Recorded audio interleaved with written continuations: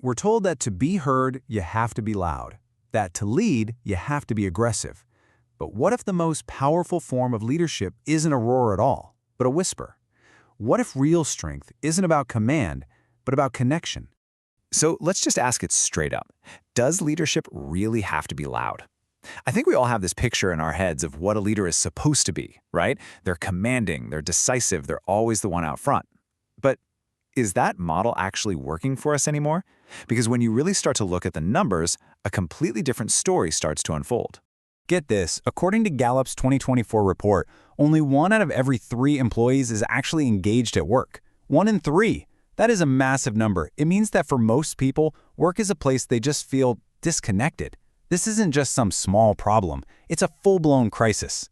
And yeah, it absolutely is a crisis, and it's one that's rooted in leadership. I mean, the modern workplace is facing challenges we've never seen before. We've got hybrid teams, global uncertainty, you name it. And our old ways of leading, they're just not cutting it. They're breaking under the pressure, and you can see the symptoms everywhere. Just think about what's happening. You've got burnout at the very top. You've got successful people riddled with imposter syndrome. You have teams that literally don't communicate effectively. Morale is in the basement, and nobody wants to take ownership of anything. These aren't just a bunch of random problems. No, they are the direct result of a leadership style that is completely out of step with the world we live in today. So, where did we even get these ideas from? To really understand the problem, we have to rewind a bit. We've got to look at the ideas that shaped our whole concept of what a leader is. And a lot of these theories, they're ancient. They were built for a world of factory lines, not flexible work from home. It really started with things like the great man theory. This idea that leaders are just born different. They're these heroic figures with all the right traits from day one. It's a great story for a movie, but in reality, it's a myth. It makes leadership sound like this exclusive club that you're either born into or not. And it totally misses the most important parts: learning, adapting, and maybe most of all, just listen. And this right here, this perfectly captures the clash that's happening right now. On one side, you have that old school autocratic model. Everything is top down, communication only flows one way, and it's all about just getting the task done. But on the other side, you've got this transformational approach. It's about empowerment, about bringing people into a shared vision, and about actually developing them for the long haul. It's a huge shift, really, from control to collaboration. And this is where the story pivots. Because out of all of the cracks in these old, broken models, a new kind of leader is starting to emerge. And they're not defined by how loud their voice is, but by how deep their impact is. We're calling them silent leaders. Now, this philosophy, it isn't brand new. Robert Greenleaf really nailed the essence of it a long time ago. It all starts with a simple change in your mindset. A leader's main job isn't to gather power for themselves, but to serve the needs of their team. Success is measured by the growth and well-being of the people you're leading. It's that simple. So what do these leaders actually look like in practice? Well, they lead with empathy. They see the human being behind the job title. They have the humility to admit when they don't know something.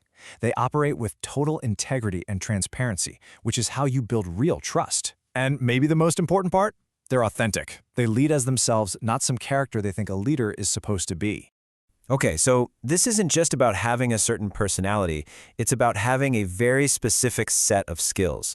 So let's open up the toolkit for this new era of leadership. These are the practical tools that actually turn that philosophy into action. All right, the absolute foundation for all of this, the thing everything else is built on, is psychological safety. This just means creating a place where people feel safe enough to speak up, to share a wild idea, or even to admit they made a mistake without fearing they'll be punished for it. Because without this, you just get silence, conformity, and zero innovation. And a tool you use to build that safety is emotional intelligence, or EQ. This is your ability to read the room, to actually understand what your team is feeling, and, just as important, to manage your own reactions when things get stressful.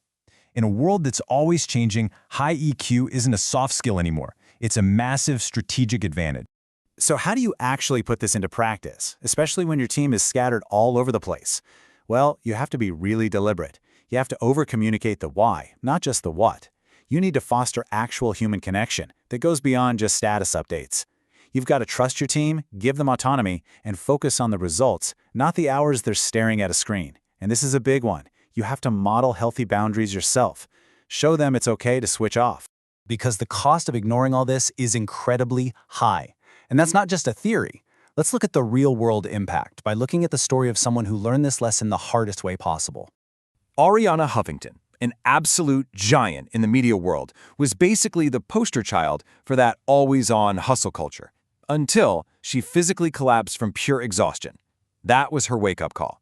And she didn't just recover. She completely reinvented her whole approach to leadership, building it around well-being. And in doing so, she proved that taking care of yourself and your people isn't a distraction from performance. It is the performance. So, okay, this approach sounds amazing when things are going well, but how does it really hold up when the pressure is on? You know, when a real crisis hits, isn't that when you need that old-school command and control leader? Well, the evidence actually says no. Let's just take one of the biggest crises of our lifetime, the pandemic. When everything was uncertain, Apple CEO Tim Cook showed the world exactly how a silent leader navigates a storm. Instead of trying to project some false confidence or just staying silent, Cook was incredibly transparent from the beginning. He told everyone, investors, employees, the public, that things were going to be tough. He put his people's safety first, but he also kept pushing for innovation. And the result? Instead of chaos, Apple showed incredible resilience.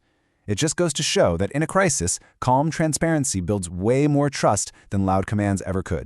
And that really brings us to the ultimate question, doesn't it? For centuries, we've thought that leadership is all about getting people to follow you. But what if that's the wrong goal entirely? What if the true measure of a great leader isn't how many followers they have, but how many leaders they create? What if the goal isn't to be the one with all the answers, but to build a team that's so empowered, so capable, that one day they don't even need you anymore? That, right there, is the true legacy of a silent leader.